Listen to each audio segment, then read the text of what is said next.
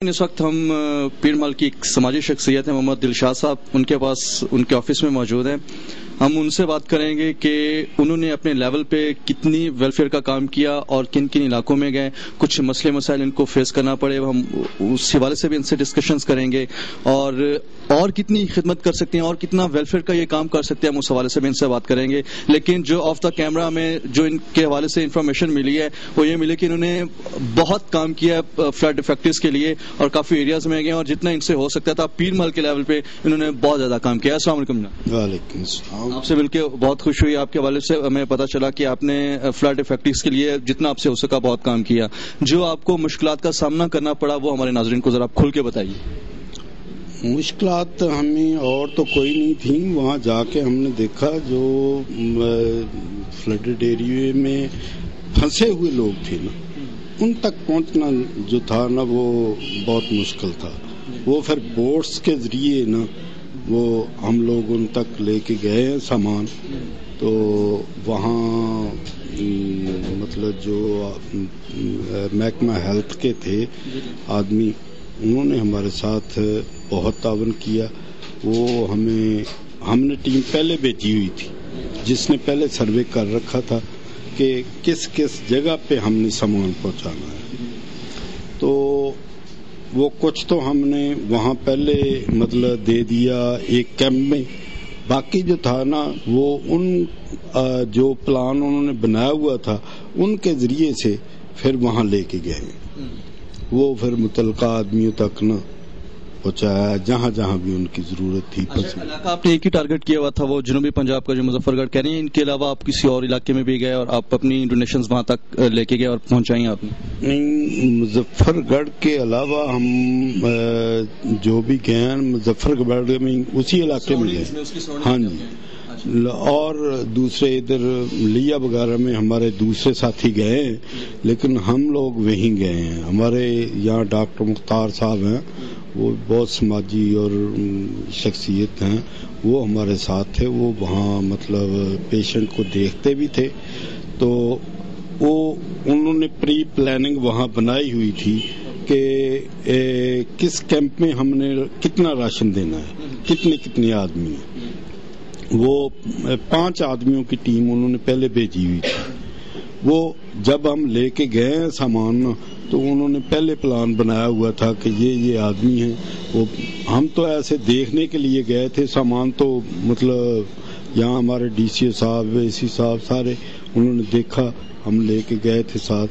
اچھا، ان کی حکومتی مشینری نے آپ کا فل ساتھ دیا یہاں کا؟ اچھا، تو آپ نے جو فنڈ ریزنگ کی صرف پیر مال کے علاقے کو ٹارگٹ کیا تھا یا کوئی اور علاقے بھی تھے جہاں آپ گئے اور آپ نے فنڈز اکٹھے کیے اور آپ نے وہاں تک پہنچائے؟ باہر بھی ہیں، انہوں نے بھی ہمیں سپورٹ کیا.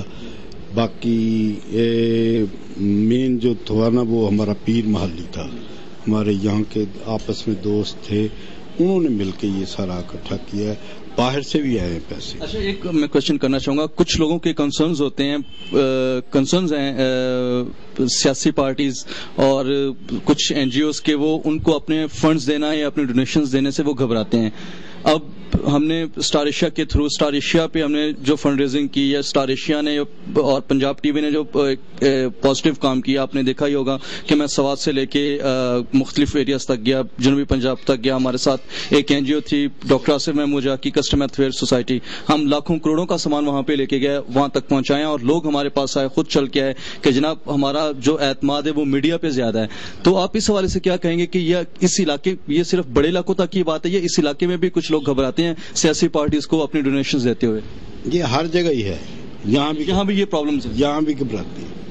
اس کی وجہ یہ کہ وہ نام بناتے ہیں اپنا، سیاسی پارٹی جو وہ نام زیادہ بناتی ہیں، کام کم کرتی ہے. اس لیے ہم نے وہ ان سے الگ ہو کے یہ اپنا پروگرام بنایا تھا کہ ہم نہ کسی بھی پارٹی کے ساتھ نہیں جائیں گے. ہمارا ایک اپنا پروگرام، نہ ہم کوئی اشتہار کی وجہ سے جا رہے ہیں، وہ خدمت خلق کر رہے ہیں، خدمت خلق کر رہے ہیں. اپنے طور پہ گئے تھے تو ہمیں یہ پتا تھا کہ اگر ہم دیں گے، ہم یقین ہے ہمیں کہ وہ صحیح پہنچتا نہیں ہے.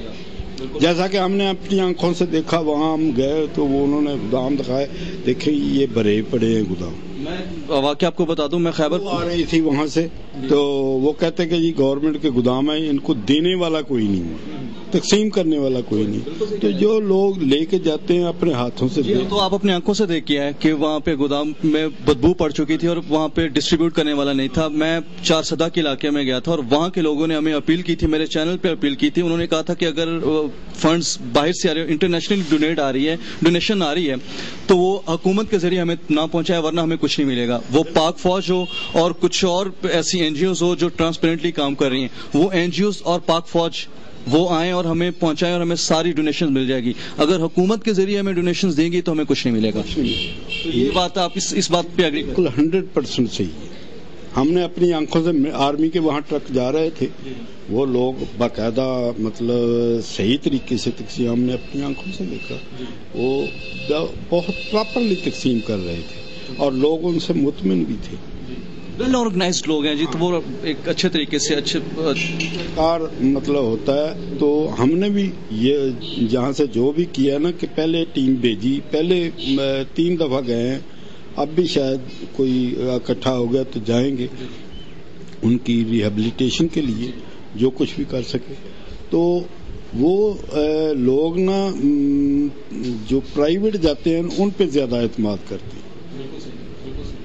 گورنمنٹ کی مشینری یا تو وہ مطلب وہ سیاستی پارٹی کی نظر ہو جاتی ہے، کوئی ادھر کو کھینچتا ہے کوئی ادھر کو کھینچتا ہے. ان کو تو خلق خدا کے لیے کام کرنا ہوتا ہے. پرائیویٹ جو ہوتے ہیں ان کو تو کسی پارٹی سے یا کسی سے کوئی تعلق نہیں، وہ تو دیکھتے ہیں کہ مستحق کون ہے.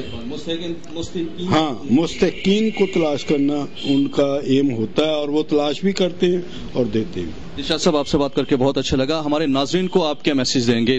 اس جو ایک بہت بڑا ڈیزاسٹر ہے، ہمارے پورے ملک میں یہ ڈیزاسٹر ہے، اس حوالے سے ہمارے ناظرین کو آپ پیغام کیا دیں؟ میں تو کہتا ہوں یہ کچھ بھی نہیں ہے. 2 کروڑ عوام بے گھر ہوئے ہیں، ہم 17 کروڑ کی آبادی ہیں، ہمیں باہر سے کچھ بھی نہ آئے، ہم بقایا کتنے بچتے ہیں؟ 2 یا 3 کروڑ 17 کروڑ سے نکال دیں 14 کروڑ تو بچتے ہیں. 14 کروڑ 4 آدمی بھی ایک آدمی کو نہیں سنبھال سکتے. لیکن صرف یہ تقسیم کا جو مسئلہ ہے نا وہ غلط ہے. ہمارا جو مطلب امداد ہے نا وہ تقسیم نہیں صحیح ہے. بہت شکریہ. آپ کا میسج ہمارے نا 14 کروڑ عوام 2 کروڑ عوام کو نہیں سنبھال سکتے. بالکل سنبھال سکتے. کتنی بڑے مطلب پارٹیاں ہیں. ایک گھر جو ہے وہ 20 گھروں کا کفالت کر سکتا ہے. بالکل کر سکتے. اور یہ جذبہ پاکستانی قوم میں ہے بھی ہے. ہم نے دیکھا ادھر لوگ، آپ نے قرض اتارو مہم میں دیکھا تھا، لوگوں نے عورتوں نے اپنی بالیاں بیچ کے بھی دی قرض اتارو مہم میں. تو یہاں کیسے نہیں دیں گے؟ یہ کوئی کسی باہر کی ضرورت ہی نہیں تھی کہ اگر یہ جہاں ہماری گورنمنٹ جو ہے کوئی ویل آرگنائز طریقے سے اگر وہاں پہنچائے تو ہمیں کسی سے بھیک مانگنے کی ضرورت ہی نہیں ہے. بہت شکریہ جی. آپ کا میسج ہمارے ناظرین تک پہنچ گیا اور یقیناً اس میسج کو اپنے پلے سے باندھیں گے اور ویلفیئر کا کام ضرور کریں گے. اور میں پھر یہی کہوں گا کہ صحیح امتحان ہمارا اب شروع ہوا ہے کہ ہم نے اپنے لیول پہ کتنی ان کی خدمت کرنی ہے، کتنے ویلفیئر کا کام کرنا ہے اور کتنا ہم ان کو سپورٹ کر سکتے ہیں. ناظرین، اس میسج کے ساتھ ہم ابھی اور آگے بڑھیں گے اور لوگوں سے بات کریں گے. ابھی ہم پیر محل میں موجود ہیں اور پیر محل کی جتنی بھی سیاسی، سماجی اور دوسرے جو لوگ ہیں، مخیر حضرات ہیں، ہم ان سے بھی بات کریں گے کہ وہ کس لیول پہ کام کر رہے ہیں. میرا پروگرام دیکھتے رہیے گا پیپل اینڈ پلیسز.